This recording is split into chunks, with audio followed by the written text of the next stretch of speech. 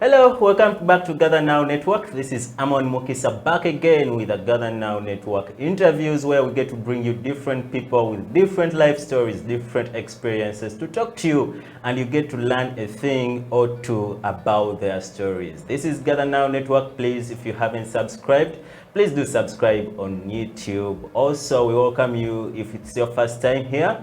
Hit the notification bell right down here, and we also welcome you if you're a returning subscriber. Kudos, thanks for supporting Gather Now Network. Now, today we have a very, very important person. I've gone through tooth and nail to get this person. Sometimes, by the way, I fear for my life, sitting with such people to talk to them on the same set or on the same panel and get to listen to their stories. It's such an experience. You should look out for this interview on Gather Now Network. Now today, I bring you Jaffar Amin, that's son to the late Idi Amin Dada. If the name sounds Idi Amin Dada, what does it come to? What comes to your mind? So today on the show, please welcome the one and only Jaffar Amin. It's an honor. It's an Welcome honor to Gather be Now here. Network. Thank you. Thank you for this opportunity. You look young, energetic. Africans look young up to the age of 80. At 80, the octogenarian in you starts messing around with the face. So at 54, I still have it. But I am the Brigadier General of the Silverback Brigade. Let's do this again. Let him introduce himself. Maybe I just used a simple profile introducing himself. Yeah. Who is Jaffar? Jaffar Amin. My pet name is Chombe. I'm the third born son of the late Idi Amin Dada, who had 60 children. We lost 5. We have 55. But officially they recognize 40. I am a father of 6 children. I was blessed with 1 girl and 5 boys. I'm married to Zaitun Sebi. We're of the Kakwa tribe from West Nile, northwestern Uganda. Wow. And my mother hails from the kingdom of Busoga in Kalilo. Such a profile with 60 children, and may the rest of the 5 rest in peace. Yes, please. So what does Jaffar do like in simple life? Because now we expect Jaffar to be a highly profile person because the people before him were such. Unfortunately, people expect the Amin family to be a political party. Just like the UPC became a property of the Obote family, unfortunately, people keep looking and expecting us to be politicians. I always correct them and tell them, no, my father was a soldier, a soldier's soldier who ruled like a king.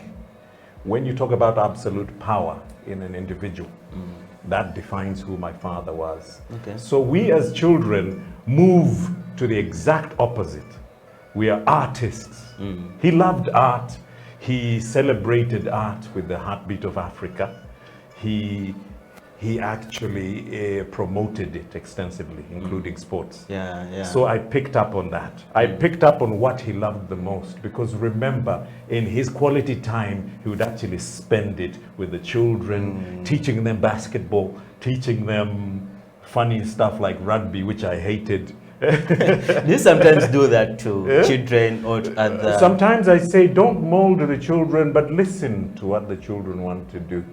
And fortunately for us, what he loved was what we love.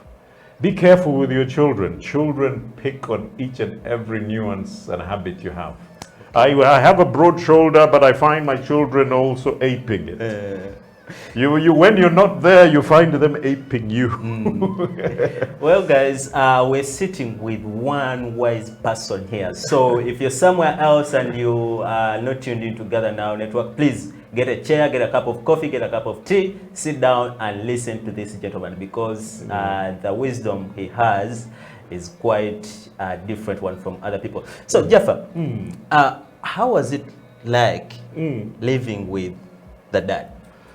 My father came to me as a surprise. I thought I was some villager until 73. He had already been in power for 3 years. Then suddenly they're transferring you from a barracks in Mbarara, a place called Makenke, and they're bringing you to State House.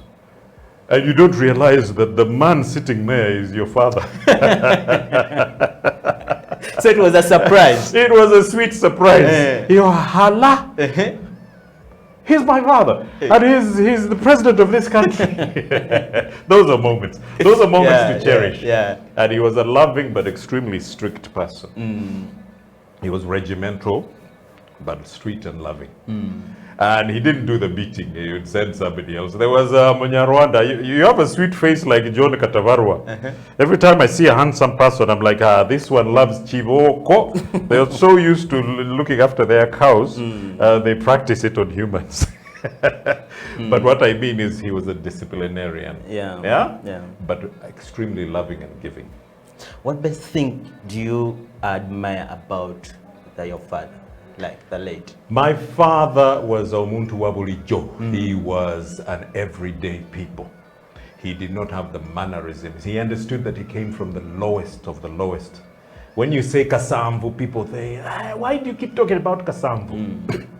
We from the north were designated sharecroppers. We were supposed to come here and work in the fields of the Uganda and the Indians in their plantations.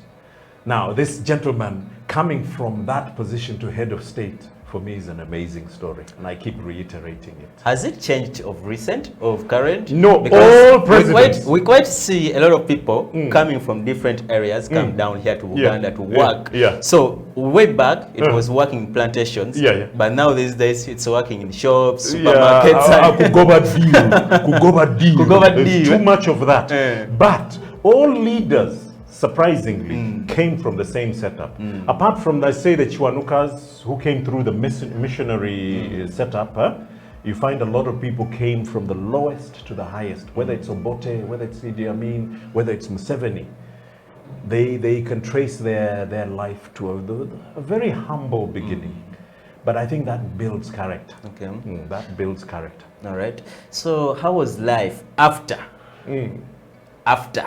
Like after the presidents, my God, and we had a new regime coming. So how was the transition? And the transition was good and kind to me because we left when I was 13. When I was waking up. Today I'm 54. How old were you when you took over power? Or when you came into power? 5 years. He was 5. That's why you were like, is this my dad? Oh no, Aniuno. Who's that one with the big shoulders? Who's that one? But he kept gathering. He was a gatherer. Now, for us, it was a letdown. From a position of height, when you come and you end up in exile, there's an amazing thing that happens. You end up in a culture clash. I was in a situation where I was in the sweetness on the bosom of Africa, and then you end up in a desert where it is extremely hot. My friend Eddie took me to a sauna. I've always hated saunas because it's exactly the type of weather in Saudi Arabia and Dubai. People don't realize how uncomfortable those places, those expensive places are. Then you end up in a fridge environment. The air conditioning. You know, these days people prefer those places. They think it's a status. Can you imagine me putting all my food in a fridge? I absolutely hate it. Why? Straight from the garden, organic, which today people think is the high life. The irony of what we get from the village becoming the most expensive stuff on the shelves, on the food shelves in Europe. How are you adapting to that? Like, I'm like, finally, eureka! Finally, people are getting to understand that what we thought was very humble is the way to live.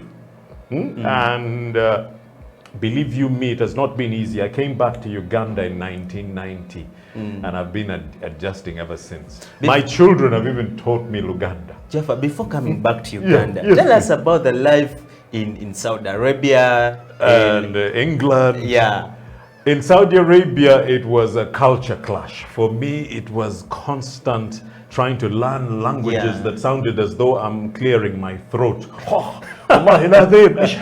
Can you speak that language? Man, like I've been telling you words right now. Are those words that you've been speaking? كيف حالك يا أخويا؟ Okay. اسمي جعفر. So what do they mean? ابن المرحوم. You introducing yourself? Yes. My name is Jaffar. I'm the son of the late Idi Amin. And then the Zawji, Zaytun, my wife is called Zaytun. And then Atfal, Sitta Atfal, في البيت. I have 6 children. Okay. Now that language is want to go for. It's like I told you, it's like trying to clear your throat. And I'm like, what's this? Where have I come? Where are we going? It's always where are we going? Where have I gone or where are we going? But the luxury was incredible. Yeah. My father taught us to drive when I was 12. But some of my brothers were 8. And they had to put cushions and they were trying to adjust. But when the policeman stops us, they find they have official driver's licenses. And it's like, this, mamno, this is wrong. But they see the name, they respect the name. Yeah. But it was wrong for a 12-year-old to be driving. Yeah. But since you were from an important family, in their eyes, you're all of what society deems you to be. You remember when you said you have the fear and the anticipation of discussing with me? You've been taught by Chan Kwanzi to fear the name. But the man was pretty jolly unless you were pointing a gun at him. Yeah. Muhammad Ali was the most handsome person. You look like Muhammad Ali, by the way, and that's my hero. Now, you get in the ring with him, you'll not like the handsomeness. Like, that's my God, the punch, the tiger. You get no for him. We saw him as a bee, a stinging bee. Yeah. So my father would say things like, I do not hurt the innocent. I'm not justifying absolute power for what it is, but sometimes when you attack a person, the way they respond to you is based on how you approach them. In life, generally. That's an important part. You're a man of high stature, and like the words you speak are full of wisdom. Where did you go to school? Like, because I think this is the basis of. Now, this is the funny part. A lot of my brothers and sisters have ended up with a Cockney accent. We were coming to bury one of my mothers, and one of my stepsisters was telling, you have a posh accent. I said, it depends on the school. They sent me to Leicester. There's a company called Gabata String, that actually takes you to particular schools. So these are high-end schools. We call them the Concord schools. In England, if you go to Concord schools, they are a particular type of league. It's the equivalent of Ivy League in the Americas for the universities. When you go to those particular schools, you're not necessarily looking at the £3,000 they're paying for school fees. It's the type of learning you go through. Uganda unnecessarily and mistakenly cram information rather than learn. The secret is in the learning. So you never went to Ugandan schools? I was here. I started in Nakasero. You can see Nakasero. Nakasero. Then Mama Mary Mulumba. She's a Mary Mulumba. She's groomed every child that has passed through her hands from all the families, whether royal or presidents. Then they sent us to KPS. KPS was an amazing school in Kabare on Rugarama Hill. And fortunately or unfortunately, Muzungu became my foster mother. And I think I started picking up this lingo from her. I did not notice it until I got to Saudi Arabia. Because now the Muzungu was speaking to me in a particular way, and I just fell into it, simply because I'd been speaking the same way with the Muzungu in Kabare. But my brothers had noticed the change. I was not busy with Gudu. I was busy with good. But I was not into the I was not into the Kayanja God. Well, this is the humor that intonation and elocution is basically what you learn. But believe you me, if you came to learn, you'll understand the language. I had a hard time with Arabic, but I speak it. Because of the length of the time we spent. And from there, we ended up in England. And I got a decent education. But I got the best education coming home in 1990. 1990. Yeah. Well, speaking about that, I was watching your video in archives 7 years ago. Yes, please. You did an interview with one of the sons of the late president in Tanzania. Yes, please. We had gone to do what we call a reconciliation. A reconciliation. Yeah. How was that, like, coming through this whole thing, and then you get together with different people? How's that experience? Remember, we're on the same echelon. He's the first son, I'm a first son. Yeah. But because our fathers were mortal enemies, the idea of going to pay my respects at my father's enemy's grave touched a lot of people, realizing that, hey, some people are actually falling into the habit of actually loving their enemies. Do you know you spend all your life hating people that your parents taught you to hate, or your neighbors, your peer pressure? You notice how much your friends influence your thoughts. Very true. And values. Yeah, the people. For me, I was thinking out of the box, and I simply said, no, I am not going to follow the notice of, moreover, Tanzanians are short but beautiful. Let me break the chain. Let me break the chain. Yeah. Yeah, that's basically what I did. So it caught on with an old man who was actually a UNHCR reporter or officer. He was touched about it, and he's like, wow, he's thinking out of the box. And Nyerere invited me to climb a mountain. I was sitting in my office in Dubai, and he's busy inviting me to climb a mountain. I'm like, I don't know about this, but can you come to Dubai? I'll pay everything, and then we buy the equipment. What equipment do we need? He said, oh, well, for him it was a good trip. Yeah. He comes, we start buying stuff. Cameras, what? I was busy being the typical Idi Amin family member. We're generous to a fault. Yeah. It means you can go back home without transport, but feel good about giving. Yeah. We come and we do the first climb in 2010. But while I was climbing the mountain, my head was, what the H am I doing here? Do you know you speak in your mind? Yeah, it's stitched to your mind. You're like, no, my mind was thinking of the office, but I was in this absolute wilderness. When we got to the top, there was a moment where my mind froze because I was scared of the cold. And my man was saying, we only have 300 meters to go. And you're like, I'm like, no, I stop here. I'm stopping here. I was like a typical elephant. You look after cattle. Yeah. You know that favorite daisy that sits and doesn't want to move? And it's your darling. It's your favorite. You don't start impen. No, you start sweet talking it. Yeah. So you probably bring the salt, the favorite salt. The change, right? To urge you up. Yeah. Now mine, he was called Ludovic. Tanzanians have German names. Ludovic is the one who got me up. But Nyerere had already gone up. He was like, this man is slowing us down. He was the absolute expert about what to do. And when we got up there, it was an absolute success. But there was a director from America who loved it.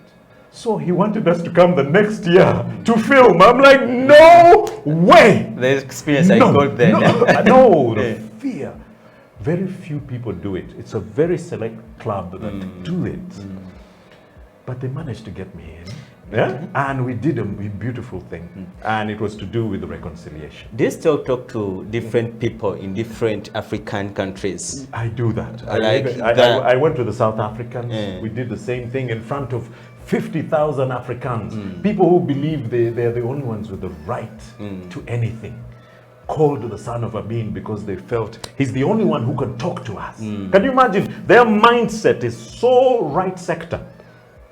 You know, they tend to think we are left-sided Africans. They think we are sort of communist in our perspective. But these are people who are right sector. They think they created apartheid, but they felt, no, we need to talk to the son of Amin. Yeah. And I was able to break ice with them, break bread with them, and I realized that's the ultimate pilgrimage, where whites who have lived in Africa can come and commune with Africans. Okay. So what's Jaffar's passion of current? My passion is writing and storytelling. Do we expect a book or already have a book? I'm a published writer. Oh. I wrote the most painful but the most enlightening document called Idi Amin, hero or villain? It's online. Question mark. Yes. Search or look out for that document Idi Amin, online. hero or villain? Question mark. The question mark is you read and you come out with your own opinions. Anyway, as we're ending this interview, yes, please. Let's talk about Jaffar's health lifestyle. How do you handle your lifestyle, like your health lifestyle? I am a walker. I'm the laziest person at exercising. But because of my age, I love walking. Every day people see Jaffar walking from Mutungo to Kampala, but I do it in a sweet manner. Yeah. I walk as though I'm going just to the next shop. Then I walk as though I'm going to Mbuya. Okay. Then I walk as though I'm going to Nakawa. And you're moving. Yeah. And you change the methods by which you're moving.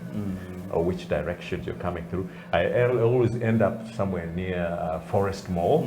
Then I walk up to Kololo. Then I walk to work. Okay. I'm at a place called African Investment Center. I am a value chain systems analyst. And it's the type of work I enjoy doing now because I intentionally resigned from a high-end job in DHL in 2005, where I was general manager and head of operations for the DHL courier company. But now I picked one leaf from DHL, which is the value chains systems analysis angle, where you're basically knowing that there's this supply side and these are the buyers. Getting networking and linking people at that level is what I enjoy doing the best. How do you find the current political situation in Uganda, the landscape? The landscape is perfect because we have 80% below the age of 30. They don't think like me at age 54, and neither do they think like the traditionalists. Is that a good thing? It's a good thing because you are teaching us how to love. My child, I always say my only daughter might end up with a Patel rather than a Murugwara fellow. Why is that so? Because you people think out of the box and you, the millennials and the Generation G, do not have the baggage that we inherited or were taught by our parents. Wow. Yeah. Anyways, as a norm on Gather Now Network, we always have that Gather Now Network Extra where we get to ask our guests, regardless of their stature, they have to answer these questions. And today, Jaffar is on a hot seat of answering these 10 questions. They are hot. Let's see how we will handle them. Here we go. Yeah, here we go. So the first question is, if you can't sleep at night, what do you do? I get up, read a book, or just go to my RT. I love RT because it's alternative news. And what's the most rebellious thing that you've done? The most rebellious thing you've done as a teenager? Actually said no to my father, who was telling me to go and fight the Israelites in Lebanon. I'm like, no, Dad. Why can't I go and fight Obote in Uganda? Why are you sending me to fight the Israelites? It was a rebellion. And how did he react to that? You're a coward. I'm like, Dad, what have they done to me? He was teaching us how to fight. I had become the best at training. Yeah. But I rebelled on where I'm supposed to be deployed. And you didn't go. He came back laughing and said, "You're an officer, you're not a soldier." That was his answer. Okay, the next question is, what's your favorite cuss word? Bloody hell! It's almost like Canadian. Canadians are the only ones who say it. Bloody hell! Okay. I've had a few guests on the show answer this question, that question that he has answered. Most of them fear to say their cuss word. So who was your first celebrity crush? She was called Jane. She was in a series called Daktari. Daktari. She had blonde hair all the way to her knees. She was a Mzungu? Yes. Unfortunately, Ugandans fall for Zungus before anybody. Okay. Who's the most famous person in your phone? Muhammad Ali, of course. Oh. Muhammad Ali. Huh? Wow. Muhammad Ali. All right. What's the fashion trend that you never understood? Legessa. This nonsense of showing your underwear. I will the whip. balance, eh? I will whip. We call it legessa. Whip. I will whip you. My children are above 6 foot, and you find them in legessa, looking like cartoons. Okay. Towering over me wearing legessa. Okay. Wow. So the other question is, what makes you lose your temper? Wow. Anybody who tries to put you down intellectually. I don't mind being called Ribena black. That's my color. But if you question my intelligence, you will get an uppercut. All right. Uppercut. So you I think you can hear the terms the guy is using. All right. And what's the strangest thing you are afraid of? Fearing of actually not gaining the. By the way, it's if my family sees me as inadequate, whether it's my wife or children, you know, the fear of failure. By the way, failure. All right. Especially to those two most precious of people in your life. Two people. They're most. Actually, your family. Your children. Family. Your children, wife and children. All right, 3 words that describe Jaffar. I am down to earth, I am sincere, and I am jolly. All right, the last question is, what advice do you have for a 15-year-old Jaffar out there? Take life as it comes, enjoy it while it lasts, and share.